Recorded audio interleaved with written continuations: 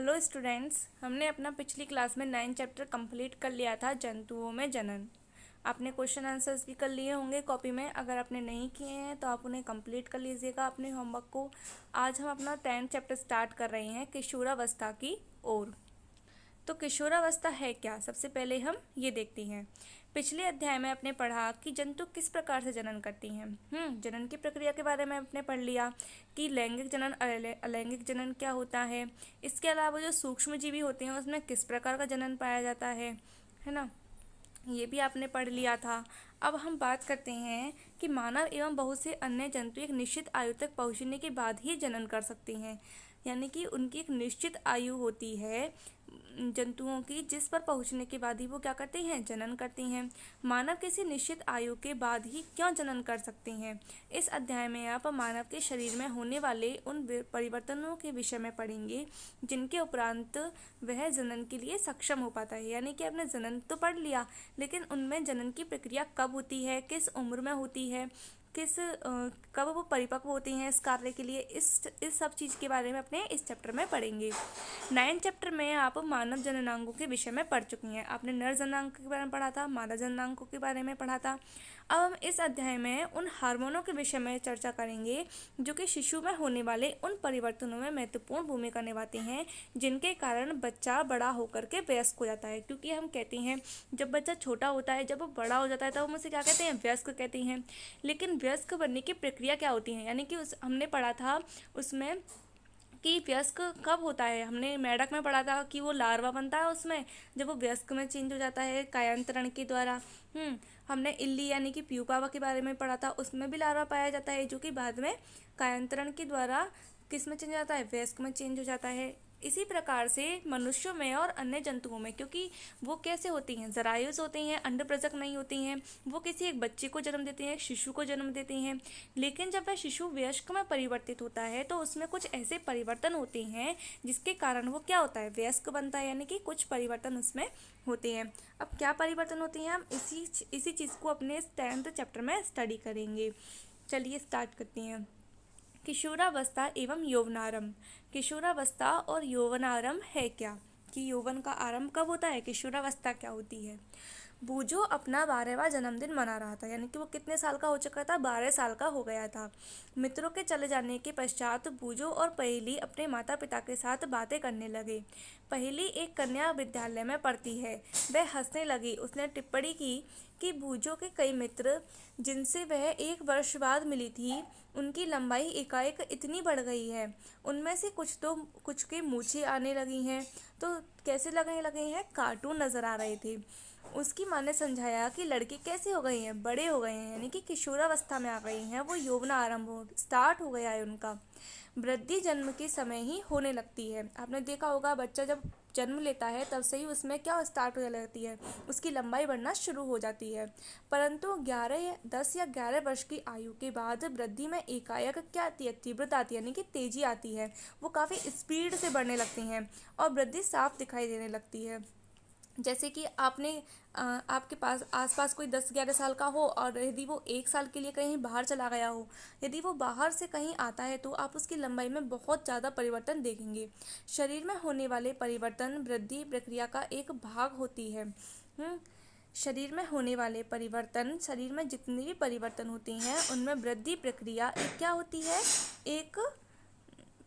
एक भाग है। यह इस बात का संकेत करती है कि अब आप बच्चे नहीं रहे तथा युवारंभ में कदम रख चुके हैं। तो इसको कौन इंगित करता है, हमारी वृद्धि, हमारी जो लंबाई बढ़ती है वो इस चीज़ को इंगित करती है कि अब हम बच्चे नहीं रहे हैं बल्कि युवावस्था में आ चुके हैं। शरीर में होने वाले इन परिवर्तनों की अवधि कब तक रहती है, ये बूजो का क्वेश्चन था। इसको भी हम अपने इस चैप्टर में पढ़ेंगे और सॉल्व करेंगे।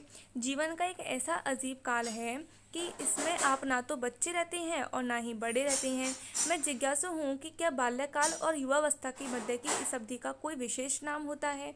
जी हाँ, युवावस्था और बाल्यावस्था के बीच की जो अवस्था होती है उससे हम क्या कहते हैं, किशोरावस्था या फिर यौवनारंभ कहते हैं। वृद्धि एक प्राकृतिक प्रक्रम है। कैसा प्रक्रम है? प्राकृतिक प्रक्रम है, कृत्रिम नहीं होता है, यानी कि यह अपने आप बढ़ती है, इसे बढ़ाया नहीं जाता है। जीवन काल की वह अवधि जब शरीर में ऐसे परिवर्तन होते हैं जिसके परिणाम स्वरूप जनन परिपक्वता आती है, किशोरावस्था कहलाती है। तो ये जनन जो परिपक्वता आती है वो किस दौरान आती है? हमारी किशोरावस्था की ओर, किशोरावस्था के दौरान आती है। किशोरावस्था के बाद जो किशोर होती है वो किस अवस्था में आ जाते हैं? युवावस्था में आ जाते हैं, जब पूरी तरीके से युवा हो जाते हैं। किशोरावस्था लगभग 11 वर्ष की आयु से आरंभ होकर के 18 अथवा 19 वर्ष की आयु तक रहती है। तो आपको किशोरावस्था की आयु का पता रहना चाहिए कि किस किस वर्ष तक ये रहती है। तो आपको समझ में आ गया होगा कि किस उम्र तक होती है। तो किशोरावस्था क्या होती है? जीवन काल की वह अवधि जब शरीर में ऐसे परिवर्तन होते हैं जिसके परिणाम स्वरूप जनन परिपक्वता आती है, किशोरावस्था कहलाती है। और यह 11 वर्ष की आयु से आरंभ होकर के 18 अथवा 19 वर्ष की आयु तक रहती है। यह अवधि क्योंकि अंग्रेजी के टीन्स यानी कि 13 से 18 या 19 वर्ष की आयु तक होती है, इसलिए हम किशोरों को क्या कहते हैं? टीनेजर्स कहते हैं। टीनेजर्स क्यों कहते हैं? क्योंकि ये जो वर्ड होता है वो कहाँ से लिया गया है? एक अंग्रेजी वर्ड है टीन्स, वहाँ से लिया गया है। जैसे कि 13 से 19 ईयर्स की आयु तक होती है, इसलिए किशोरों को हम क्या कहते हैं? टीनेजर्स कहते हैं। लड़कियों में यह अवस्था लड़कों की अपेक्षा 1 या 2 वर्ष पूर्व प्रारंभ हो जाती है। किशोरावस्था की अवधि व्यक्तियों में अलग अलग होती है। किशोरावस्था के दौरान यानी कि लड़कियां जो होती हैं उनमें किशोरावस्था जो होती है वो लड़कों से 1 या 2 वर्ष पहले स्टार्ट हो जाती है। किशोरावस्था के दौरान मनुष्य के शरीर में अनेक परिवर्तन आते हैं। अब वो क्या क्या परिवर्तन आते हैं उन्हें भी अपने इस चैप्टर में डिस्कस करेंगे। ये परिवर्तन यौवना आरंभ का संकेत देते हैं कि उनमें क्या क्या परिवर्तन आते हैं। इनमें से सबसे महत्वपूर्ण परिवर्तन होते हैं लड़के एवं लड़कियों की जनन क्षमता का विकास, यानी कि इस अवस्था में क्या होता है, लड़के और लड़कियां जो होती हैं उनकी जनन क्षमता में विकास होता है। किशोर की जनन परिपक्वता के साथ ही यौवना आरंभ समाप्त हो जाती है। जब किशोर की जनन परिपक्वता पूर्ण हो जाती है तब उनकी यौवना आरंभ या जो किशोरावस्था होती है वो समाप्त हो जाती है। और कौन सी अवस्था शुरू हो जाती है? युवावस्था, क्योंकि उस समय ये पूरी तरीके से क्या हो जाती हैं? युवा हो जाती हैं। पहले और बूझों को एहसास होता है कि लंबाई में एकाएक वृद्धि एवं लड़कों में हल्की दाढ़ी मूंछ का आना किशोरावस्था के लक्षण होते हैं। भी यौवनारंभ में होने वाले अन्य परिवर्तनों के विषय में जानना चाहते हैं कि और कौन कौन से परिवर्तन किशोरावस्था या यौवनारंभ में होते हैं। तो चलिए हम इनमें होने वाले परिवर्तनों को भी पढ़ लेते हैं। सबसे पहला परिवर्तन क्या होता है? लंबाई में वृद्धि होती है, यानी कि अचानक से बहुत ज़्यादा स्पीड में लंबाई बढ़ने लग जाती है। लंबाई में एकाएक वृद्धि यौवनारंभ के दौरान होने वाला सबसे अधिक दृष्टिगोचर परिवर्तन होता है। इस समय शरीर की लंबी अस्थियों की अर्थात हाथ एवं पैरों की अस्थियों की लंबाई में वृद्धि होती है। हम जो हमारी जो लंबाई होती है वो किस में होती है? हमारी बोन्स में होती है। हाथ और पैरों की बोन्स में लंबाई होती है और व्यक्ति क्या होता है? लंबा हो जाता है। आपकी बुक में क्रियाकलाप दिया गया है 10.1, आपको इसमें क्या लिखा हुआ है आपकी बुक में? निम्न चार्ट में लड़के और लड़की की आयु के साथ लंबाई में वृद्धि की औसत दर को दर्शाया गया है। कॉलम 2 और 3 में किसी व्यक्ति की लंबाई में प्रतिशतता को दर्शाया गया है। प्रतिशत यानी कि जिनको लंबाई है वो किस में दी गई है? परसेंटेज में दी गई है। तो आपको क्या करना है? परसेंटेज प्रतिशत में दर्शाया गया है जो कि किसी आयु पर पहुंचने पर होती है। आयु को कॉलम 1 में दर्शाया गया है। फर्स्ट कॉलम जो है आपका, इसमें आपकी क्या दर्शाई गई है? आयु दर्शाई गई है। उदाहरणतः 11 वर्ष की आयु तक लड़का अपनी पूर्ण लंबाई का 81% लक्ष्य प्राप्त करता है। 81%, जबकि एक लड़की अपनी पूर्ण लंबाई की 88% प्राप्त करती है। क्यों? ऐसा क्या होता है? ऐसा इसलिए होता है क्योंकि अभी अभी हमने पढ़ा था कि जो लड़कियां होती हैं उनमें यौवनारंभ या फिर किशोरावस्था जो होती है वो लड़कों की अपेक्षा 1 या 2 वर्ष पूर्व स्टार्ट हो जाती है। इसलिए जो लड़कियां होती हैं वो 11 वर्ष की उम्र में लड़कों की अपेक्षा 8% ज़्यादा अपनी लंबाई को प्राप्त कर लेती हैं, यानी कि उनमें 81% हुई 11 वर्ष तक लड़कों में, जबकि लड़कियों में कितनी हो गई? 88%। यह आंकड़े प्रतिनिधित्व मात्र हैं जो व्यक्तियों में भिन्न हो सकते हैं, मतलब ये केवल वैसे ही लिखे गए हैं जो कि अलग अलग व्यक्तियों में अलग अलग हो सकते हैं। अपने मित्रों के लिए सारणी का प्रयोग करके उनकी पूर्ण लंबाई का अनुमान लगाइए। पता लगाइए कि आपकी कक्षा में कौन सबसे लंबा और कौन सबसे बड़ा हो सकता है। आपको अपनी क्लास में किसी भी स्टूडेंट की अगर लंबाई को प्राप्त करना है या पहचानना है या ज्ञात करनी है तो आप कैसे करेंगे। आपकी बुक में ये डायग्राम सॉरी ये फॉर्मूला दिया गया है। इसको क्या करना है, आपको किसी भी स्टूडेंट की लंबाई को सेंटीमीटर में नापना है। जैसे कि किसी की लंबाई 120 सेंटीमीटर या किसी की 125 सेंटीमीटर हो सकती है ना। उसमें आपको आयु वर्ग में पूर्ण लंबाई का प्रतिशत देना है, यानी कि आपको पहले ये याद करना पड़ेगा कि आप जिसकी लंबाई नाप रहे हैं वह कितने वर्ष का है। जैसे कि इसमें एक एग्जांपल दिया गया है कि कोई 9 वर्ष का है, उसकी लंबाई 120 सेंटीमीटर है और फिर उसका वर्तमान आयु में पूर्ण लंबाई का प्रतिशत, जैसा कि आपको अपने इसमें दिया गया है 9 वर्ष के लिए आपको कितने परसेंटेज का भाग देना है, 75% का भाग देना है। आप इस सारणी के अकॉर्डिंग इसको निकाल सकते हैं और इंटू 100 करके आप उसकी गणना कर सकते हैं। जैसा कि आपको इस एग्जांपल में दिया गया है, अगर किसी की 10 साल की उम्र है तो उसकी लंबाई कितनी हो सकती है, 130 सेंटीमीटर हो सकती है।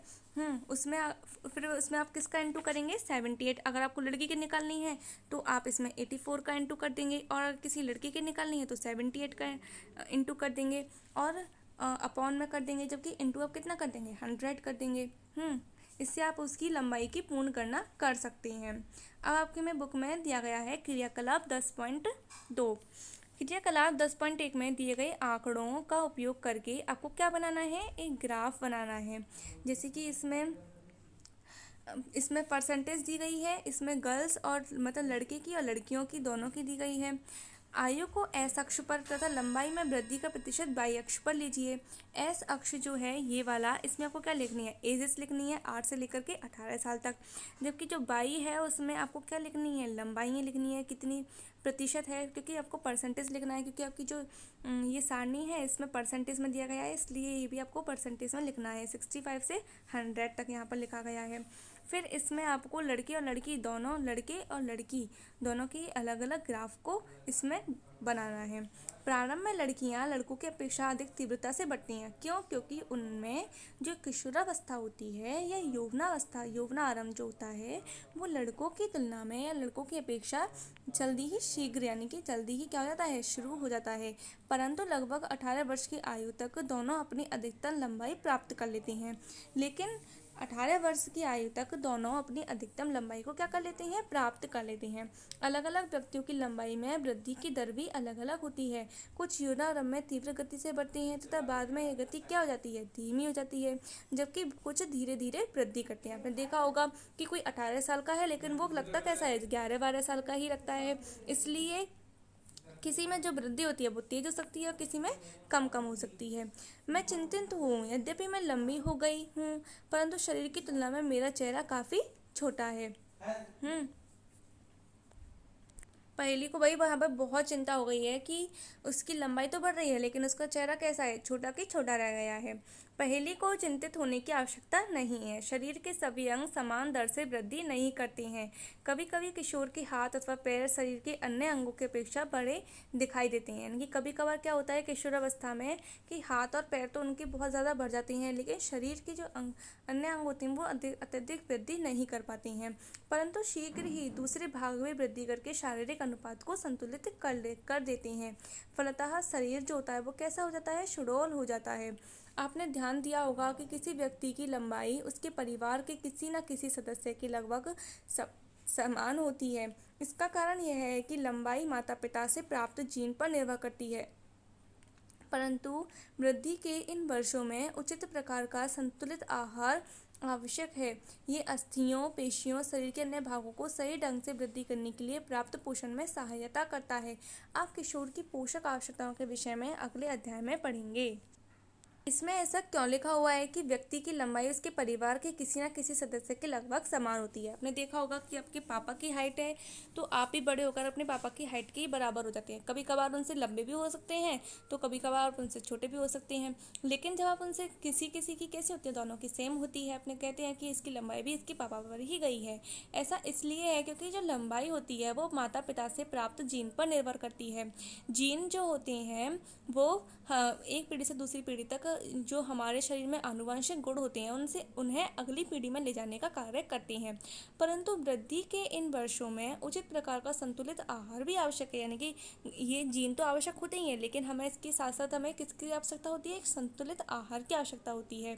संतुलित आहार हमें क्या प्रदान करती है? अस्थियों, पेशियों, शरीर के अन्य भागों को सही ढंग से वृद्धि करने के लिए पर्याप्त पोषण प्रदान करता है। इसलिए हमें क्या करना है? एक संतुलित आहार लेना है। संतुलित आहार में आप दाल खा सकती हैं, रोटी खा सकती हैं, बाजरा, आप कुछ भी खा सकते हैं, ठीक है। संतुलित आहार में आप खा सकते हैं, इनसे पोषण प्राप्त कर सकते हैं। ये पोषण आपको अस्थियों, आपकी पेशियों और शरीर के अन्य भागों को सही ढंग से वृद्धि करने के लिए पोषण प्रदान करेगा। आज मैंने आपको यहीं तक पढ़ाया है। कल हम अपना नेक्स्ट टॉपिक पढ़ेंगे, शारीरिक आकृति में परिवर्तन कैसे होता है, शरीर में परिवर्तन कैसे होता है, ठीक है। तो आज आप अपना यहीं तक इसको स्टडी कीजिए। मैं आपको कुछ इंपॉर्टेंट क्वेश्चन दूंगी इस चैप्टर के भी, जो कि आपको अपनी कॉपी में करनी है। 7 चैप्टर के क्वेश्चन आंसर आप अपनी कॉपी में कंप्लीट कर लीजिए, होमवर्क कंप्लीट कर लीजिए, और स्कूल में आप आकर के अपनी कॉपियाँ ज़रूर चेक कराइए। Thank you very much.